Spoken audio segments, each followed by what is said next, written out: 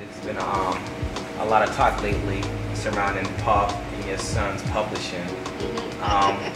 Without getting too much into your personal business, could you spread some light on the subject? Well, the rumor was Little C's and his big mouth. I think what he did was to focus on. He did not. It wasn't his job to say what he did because he never knew. As far as publishing and Puffy and myself, that was resolved, I would say about 7 years ago.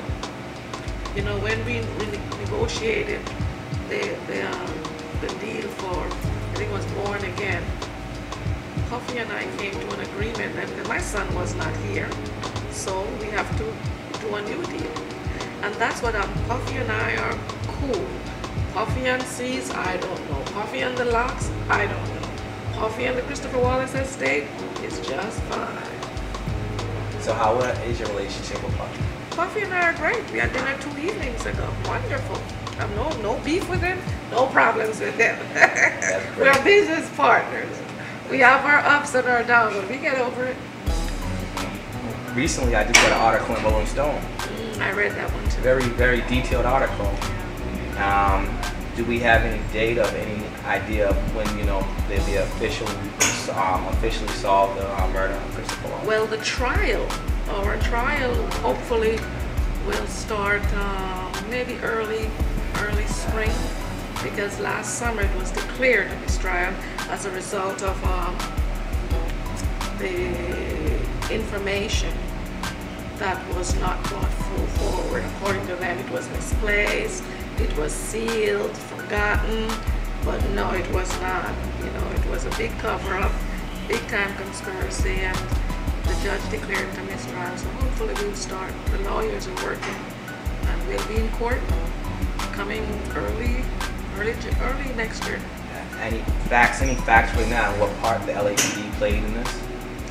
Well, I'm not going to try my case on national DVD.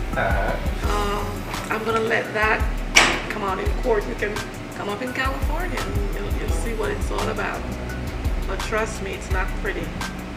It's a big cover-up. It's dirt. It's filth. It's murder. There's a part in the book where you mentioned riding down the street after you had just given Little C's money to bail him out of jail, and he gets on the radio and he says, Jay-Z bailed me out. Yeah. How did that make you feel? I want to slap him. You know, somebody had called me and asked me, you know, they're kind of, didn't you? I said, yes, I did. He said, well, he was on the radio and he said Jay-Z bailed him out. Well, maybe he had his reason for it. You know, I'm sure Jay-Z did something. You know, and I wasn't upset because he said that. I just got upset because when it was time for me to get my funds, I had a hard time getting it because the case was over and he just went about his business. You know, and you know, I asked, what happened to my money? Nobody knew what happened. Nobody couldn't tell me, so I had to get a lawyer to find out what was wrong, you know, with my money. And a friend of mine came in, went to the courts, and just signed a couple of papers. The next thing my attorney called me and told my check was there. She mailed it to me. And we're talking about a nice sum of money, $250,000. $250,000. That's a lot of money. That's not even sneeze at. That's going on right now. I don't know if it's associated with hip-hop, but hip-hop is here. It's not going anywhere.